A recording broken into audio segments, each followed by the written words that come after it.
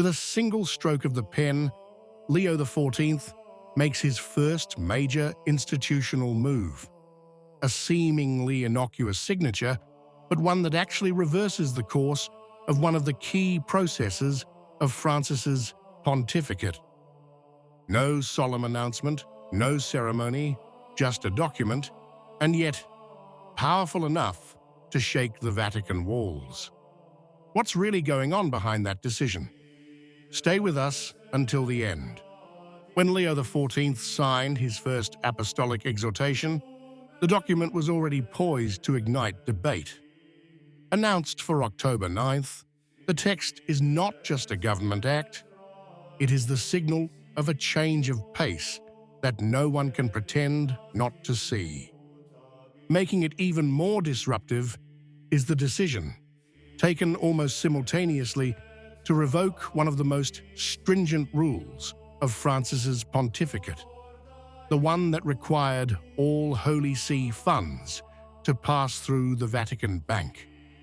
It all began in the final years of Benedict XVI, when Archbishop Carlo Maria Vigano, then Secretary General of the Governorate, discovered hidden funds worth tens of millions of euros deposited in accounts and companies that had nothing to do with charitable works.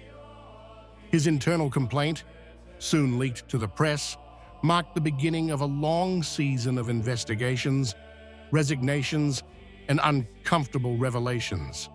After Vigano, it's Cardinal George Pell's turn, called by Francis to clean up the Vatican finances.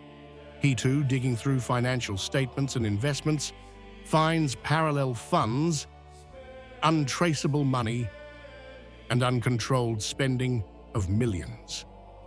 Shortly thereafter, however, he was overwhelmed by defamatory accusations in Australia, accusations that would prove false, but which in fact distanced him from Rome and halted his work of reform.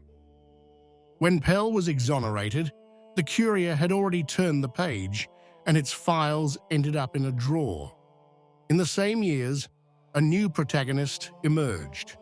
Cardinal Angelo Becciu, a powerful figure in the Secretariat of State, involved in the so-called London affair, a real estate investment worth hundreds of millions of euros made with funds from the Holy See. The investigations led to the discovery of a network of intermediaries and lay consultants who allegedly profited from shady operations, also financed with money earmarked for Peter's pence, i.e., for charitable works. The trial, which ended with heavy sentences, revealed a system where fidelity to the gospel had transformed into fidelity to power. Behind the scenes, the common thread is always the same: disappearing money, offshore accounts, cardinals protecting each other, and prelates paying with exile those who dare speak out. It is in this climate that the reform of Leo XIV fits in, born not by chance, but as a response to a mechanism that for too long has confused the good of the Church with the interests of a few. If you appreciate our outreach service and believe in the values of truth and transparency, please purchase a super thank you. Each piece of content requires commitment, study, and dedication, and our work is entirely self-funded. Your support helps us continue this mission. Thank you so much. A decree, published in a dry but clearly politically weighty manner, which reopens the Vatican's ability to use external financial institutions for its investments. Behind this decision lies a theme as old as the modern Church: the management of sacred money. The Vatican Bank, created after the war to protect the Curia's resources, has over the years become a labyrinth of power and secrets. Francis had attempted to bring it back under control by centralizing everything. Leo, however, decided to loosen the shackles, relying on a case-by-case approach, consulting experts and economic advisors before signing the final text. The new document, entitled Cura Communis, does not abolish the institution founded in 1942, but it does reduce its monopoly. From today, the dicasteries and administrations of the Holy See will be able to choose where it is more efficient or convenient to rely on banks in other countries. A seemingly bureaucratic statement that actually opens a window of economic freedom in a previously shielded system. It's a move that shifts financial power back into the hands of multiple players, depriving a single structure often accused of opaqueness of centrality. The Vatican thus implicitly admits that the centralization desired in 2022 has not yielded the desired results. On the contrary, it has rigidified processes, slowed operations, and increased internal distrust. Leone chose to intervene prudently but decisively, restoring autonomy to the ministries and restoring balance to a system that had become too concentrated.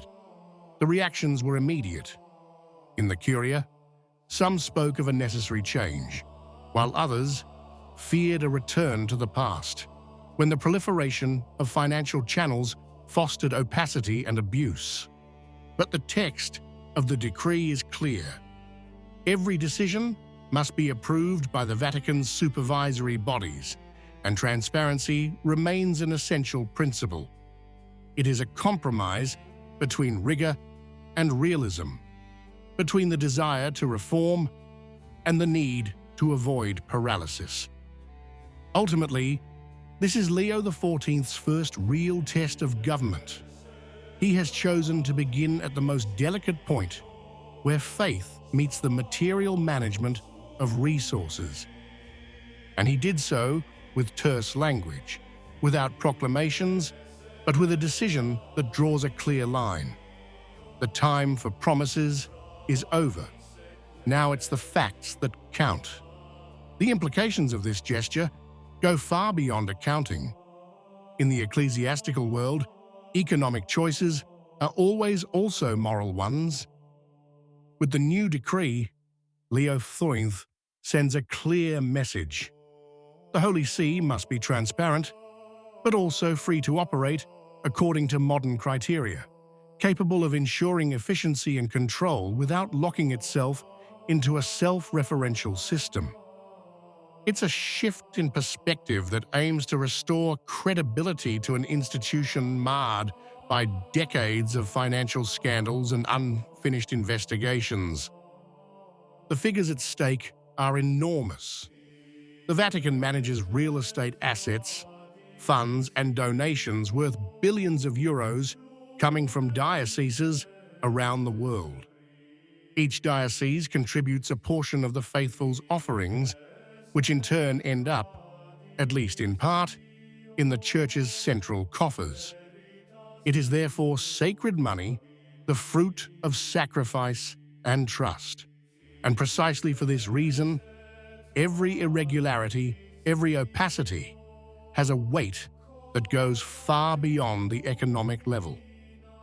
With Cura Communis, Leo attempts to end a period of mistrust. He acknowledges that the reform of 2022, born with the intention of moralizing, ended up accentuating suspicion. The investigations into the affairs of the Holy See have opened a window onto a reality that for decades we preferred not to look at. What do you think?